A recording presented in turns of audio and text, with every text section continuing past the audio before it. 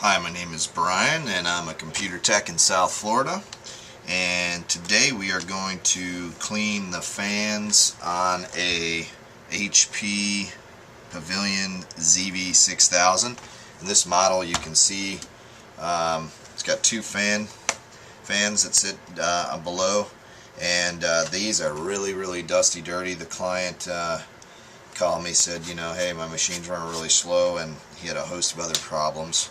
So we took care of those, upgraded some memory, but now we're ready to go ahead and get those fans cleaned out. You'd be surprised at the difference it makes when you have clean fans.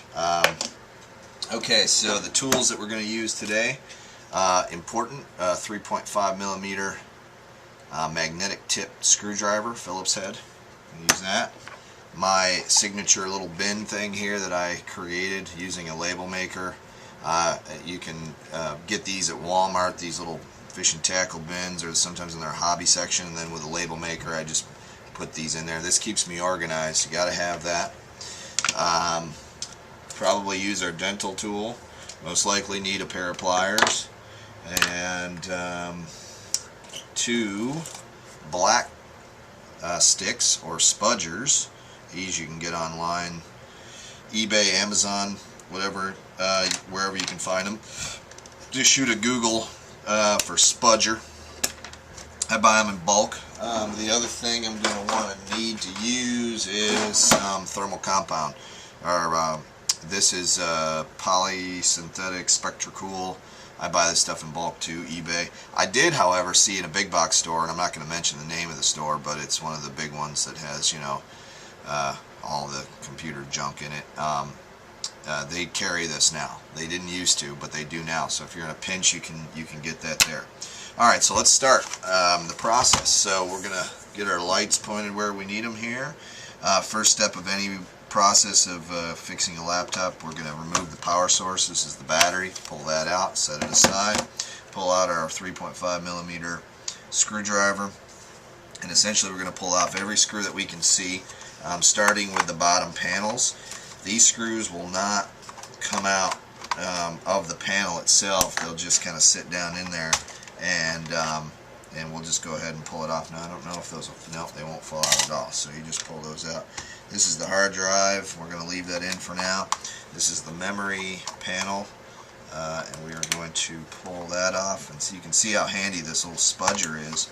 It is a non-marring tool, so I can get in there and pull things out without scratching them. So I'm going to go ahead and pop the RAM out slowly, be gentle. Pull that out, set that aside. We are going to now start pulling all the bottom panel screws off. I have a bin in here, a placement for a section for bottom panel screws. So I'm going to put everything in the bottom panel screws. So pull those out one by one. And this is where you're going to find out that the magnetic tip is really useful. See how I can pull that screw out? I did not have to flip the laptop over and bang out those screws and break something else in the process. My magnetic tip screwdriver, once that screw is loose, in theory, it should pull those out. Those are a little longer than normal, so they're a little heavier, so the magnetic tip is kind of struggling to pull it out, but that's okay. We'll get them out one by one here. And I'm just making a mental note that those four at the front of the laptop on the bottom were very long. And I don't know if I'm going to be able to get that one out. It seems like it's kind of stuck in there. That one we may have to pull out later. Here's one here. This looks like it's probably a mounted screw for the CD-ROM, but we'll see. Pull that out. We're going to put that in the CD bin, and we're going to hit this switch and pull out the CD-ROM. Set that aside, and this is a small screw, and I have a spot for screws that come out of the CD tray, so I'm going to go ahead and throw that in the CD bin. These are hard disk screws, so we're going to go ahead, and I have a little HD section in my bin, so that goes in HD.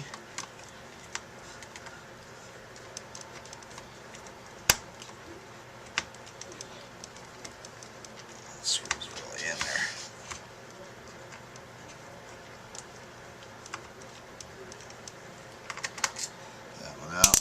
HD, and then this just slides out. That's the hard disk, and it slides out. It's one of the old IDEs. This is kind of an old laptop,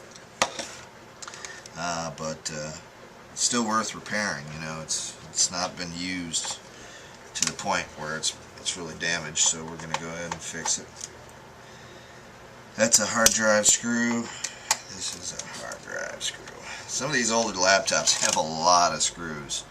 That is a long screw, so I'm going to actually pull out a marker, and I'm just going to mark, put a little L right next to that with a black felt tip marker. That screw that came out of that section was a long screw. And I do that kind of thing every time, from time to time, when I have to remember the different lengths of screws. Again, this is a long screw, so I'm going to go ahead and mark L for long. And let's see what this one is.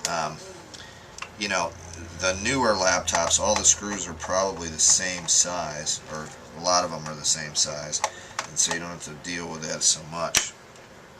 And then these older ones, they didn't do that, so it's a shorty, so we're going to take that out. Go ahead and pull this one here. It's a bottom panel. All those were out. These are underneath the battery. We're going to put those in the battery tray section. Battery tray. One more in the battery tray.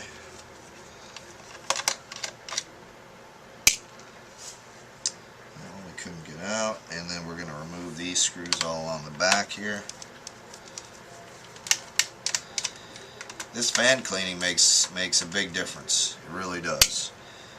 So a lot of people might think that this is a lot of work to get the dust out of a fan. Well, when you clear out the dust and you replace the thermal compound on the chip, you'll notice a significant increase in speed in the machine, and that's because it's running at peak performance. Just like anything, you know, if you sit around and drink soda all day long and then you go out to run a 5 mile or something, or 5K, you're gonna feel it. And as you get older, you know, things get gummed up in your system. The more you can cleanse, the better. So that's what we're doing. We're cleansing and renewing here on this machine. And yeah, it's running Windows XP, and you know, it's kind of antiquated, but for somebody that doesn't really use it for anything other than surfing the internet, this is a pretty good machine. And to replace something like this might cost you a few $100. A couple problem child screws here. I think we're going to get that one out. We have to flip it over. There's a couple more right here on the back. These are right on the LCD here. I'm going to pull those. We may need to get those out. That's the reason. I'm going to put those in the hinges section. One more down in here. Believe it or not, yes, one more screw, one more screw. That's a bottom panel screw also. Oh, there is another bottom panel screw. Unbelievable. I cannot believe how many screws there's in this thing. But again, the technology really wasn't as advanced as it is today, so, and they didn't realize that people were going to be fixing these as often as they are. Alright, so we got most of them out. The ones that are kind of stuck, we're going to try to bang out with no luck. Alright, so we're going to leave those in for now. Pop open the top lid and see what we got here. Probably the keyboard needs to come out, I'm guessing. Or maybe this top panel here too.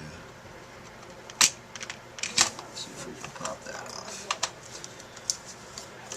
This is where the non-marring tool really comes in handy. Flip this all the way open.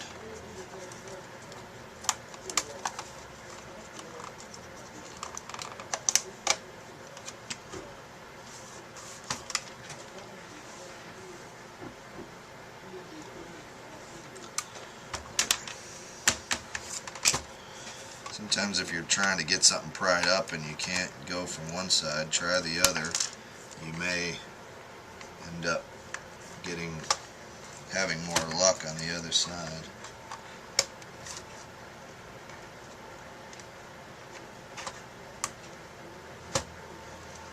does this whole panel lift up? Ah, there it goes.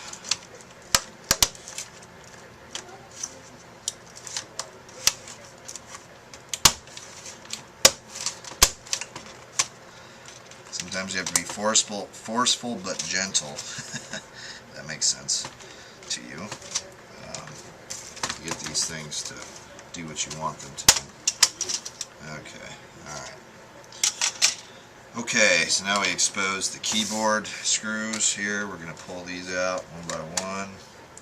Those are going to go in the under keyboard bin.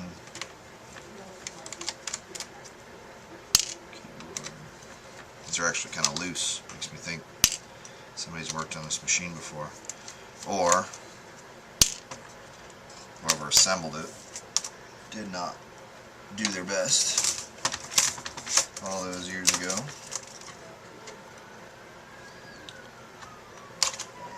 Go ahead and pull this here. That's the ribbon cable for the keyboard. You want to be real gentle with those ribbon cables because they will snap. Then you got to replace the whole keyboard, which isn't fun. Okay. This is the Wi-Fi card. It's underneath the keyboard, which most modern laptops, they have a panel on the bottom where you can get to those. I'm going to go ahead and set that there. And I like to keep a little X-Acto knife in my toolkit for little tape pieces like this. And I'll just run a nice slight little bead across, so when I go to pull the wires out, it just pops out. That can be really handy to have in your toolkit. It's a little X-Acto knife. You don't want to get too close to your wires though, because for obvious reasons, but you know, you could cut the wire, which you don't want to do. This is the LCD VGA cable, and we are going to pull the whole LCD off. So I'm going to pull the hinges, put those out, take those out. There's 4 screws that hold the hinges in. Actually, it holds the whole LCD in. Once you disconnect the cables for the antenna cables for the Wi-Fi and the VGA cable, this whole thing lifts right off. And if you're doing the LCD replacement on this, and you're watching this video for that reason, this is that's what you would need to do to get it out of there. Maybe I'm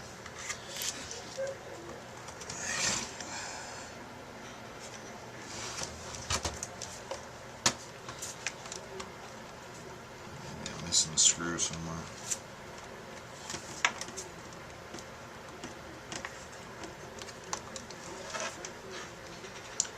Oh yeah. This model has these 2 little plastic pieces over, and you use your X-Acto knife and expose those 2 screws back there. Remember, I don't use schematics when I do this stuff, so it's kind of hen and peck. And then I videotape it so people can benefit from my from my digging around. But here we go. We got to pull these screws also. And those are going to go in the hinge bin.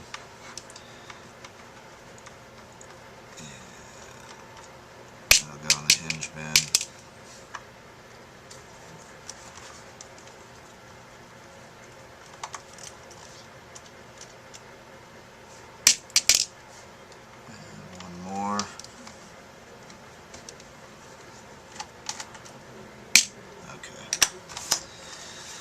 Well, let's see if we can get that out. There we go. Okay, so that pops right out. I'm going to set that where it's not going to get run into or kicked or something. And let's see. Where are we going from here? This whole back piece comes off, I'm guessing.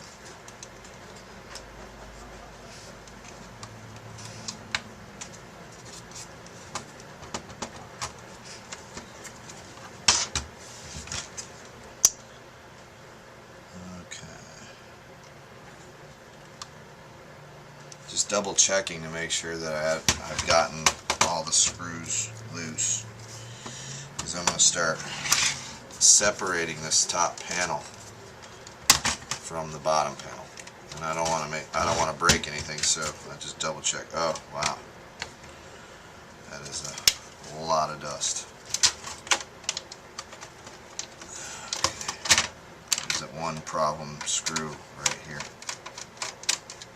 Let's see. There it comes. Okay. And we're going to pull this CPU fan right here, and that was the last thing tethering it. Yeah, you can see here, that is a lot of dust. Okay. And there's that treble screw that wouldn't come out. Looks like everything else is out.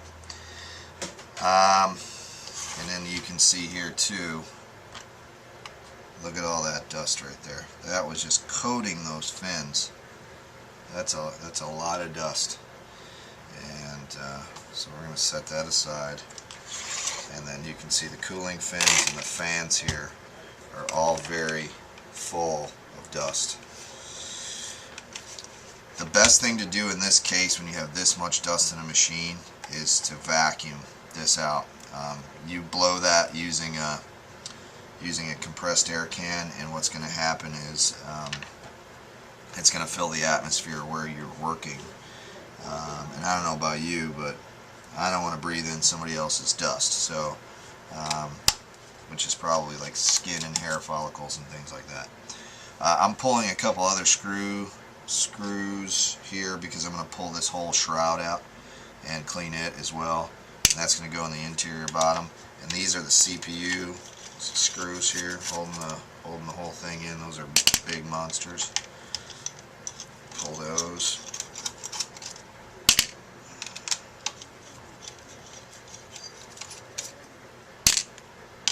Four of those.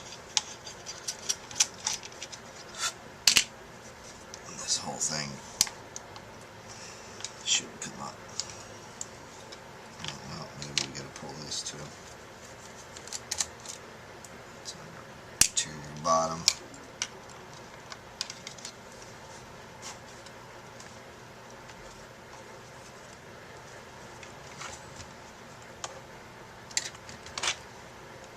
Nope. Got a screw here. And that's under keyboard. We're going to throw that under the under keyboard. And that's a little longer than all the other screws, so I'm going to put an L there so we know.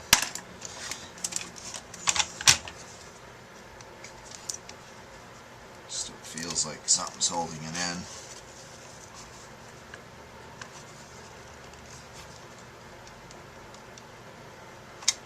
It's really tight.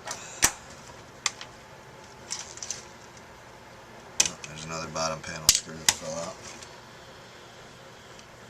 Okay, we may have to pull this top panel off to get to that.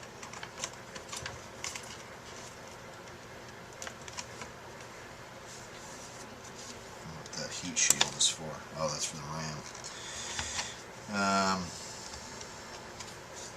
Well, what we could do, pull this cover. Rather than fool with this too much more, pull this knife here, cut this tape, and then here there's a couple little releases so we can get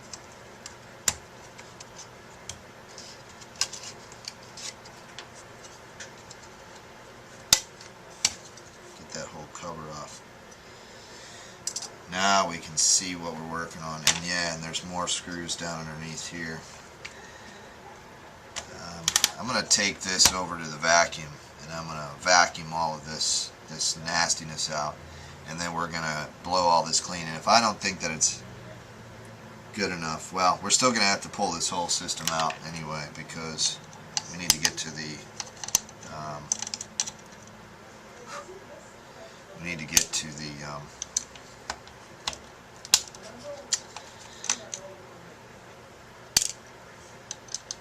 chips so we can replace the thermal compound.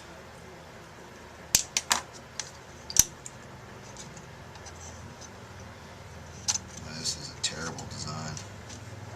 antiquated design, I should say. There's one more screw. Can you imagine pulling all these screws and then not having your little bin that I created? You'd have screws everywhere and in different lengths, and you know, you'd have to figure out where they all went back to. So, alright, it's entirely possible. All that is one piece, okay. I'm going to pull this piece of trim off because this whole thing right here, you kind of have to be a little bit of an investigator to figure some of this stuff out. Ah, there we go. Now that's a lot of thermal paste on there. It looks like this may have been done one time before. See all that? And it's soft. Almost looks new. Well, anyhow, we're going to clean all that off. So I'm going to stop the video and I'm going to vacuum this, and then we'll come back and I'm going to clean all this off with some alcohol, and then we'll go from there.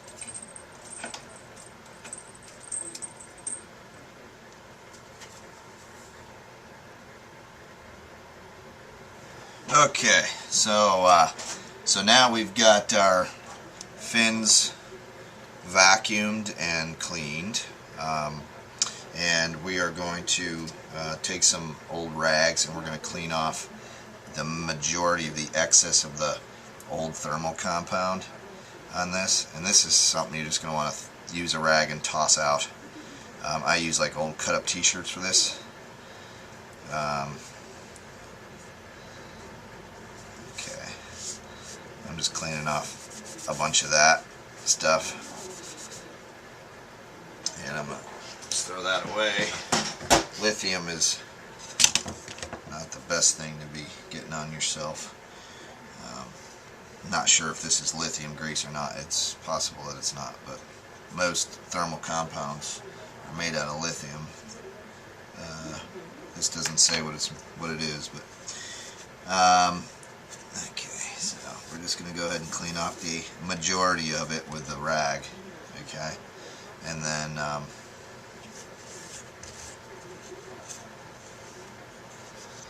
we're going to come back behind the rag with these alcohol swabs. I get these at Walgreens by the box, you know. It's kind of like when you give blood and they clean your arm prior to the process and afterwards.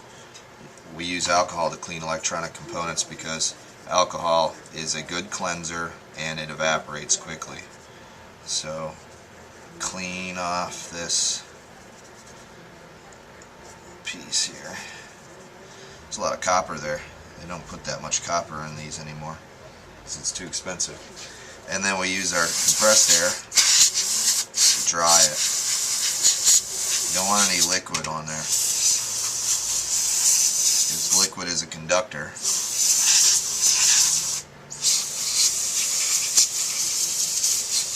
Alright, a little bit more there. And now we're going to reapply thermal paste, and I'll go in like an X pattern on these chips. Nowadays the chips aren't quite this big in laptops. That's why this thing has such a big fan, or two big fans in it, is because it's like a full-size desktop AMD Athlon chip in there. And okay, so now we are going to go ahead and reassemble this, and hopefully not too long. We're going to place this down and we're going to kind of look to see how the pattern of the thermal compound is laid out, because we really want this to be nice and evenly coated. So if I put it down there and I see that there's one side has more than the other, I'll take a spudger and I'll just smooth everything out and maybe add a little more to that one side or something. Really want a good seal, you know, good connection point between the chip and the cooling system. This is the whole point of this grease, this thermal compound, is that it's supposed to transfer the heat from that chip to those copper fins, and thus dissipate the heat, right? So if you can't get the if you can't get a good connection between the two pieces of metal, then you're kind of stuck. So alright, so I feel like that's adequate, so I'm going to go ahead and seat that back down there, and we're going to reassemble and basically go in the backwards order of what we did previously. So I'm going to put the CPU screws in first. I'm going to go in an X pattern on this. Okay. I'm not going to put this one over here. I'm going to go here. And the reason being is I want that thermal paste to spread out evenly. When these screws are sinking down in, it should spread that paste as it's doing that. So that's why I'm going in an X pattern. These little details matter, believe it or not. I really think it's important that you do it this way. Otherwise, I wouldn't put a whole lot of emphasis on it. This thing would probably be a lot lighter if it didn't have all of these screws in it. And I think that's the reason why today's laptops are lighter, because they've gotten really crafty on how they design them. And they don't use the same amount of metal that they would in this case. These older machines it's amazing the amount of screws they use.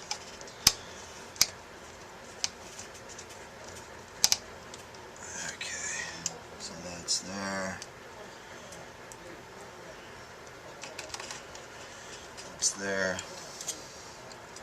And we're going to put our little handy shroud back on. Clip that into place.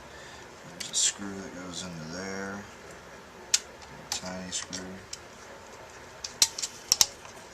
And again, without my bins, I'd be lost, as to where I'm supposed to be putting these screws. But instead, with the bins, I know I have interior bottom screws, and I look down, and I know, okay, I need a screw there, I need a screw there, I need a screw there. I'm not going to make you sit through the entire reinstallation of this of this whole thing. So, but you get the gist of what we had to do to clean these fans. There's one more fan, actually, we don't want to forget, and it's on the case. And this one looks like it could use some vacuuming. And then what we're going to do here is we're going to go ahead and just pull the shroud.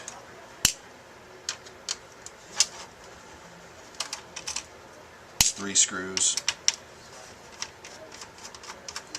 Actually, the fan probably will come with it when I lift this out. Yeah. And we are going to go ahead and vacuum this and that, and then blow it clean. And that should be it. And then we'll reassemble, and it should be fine.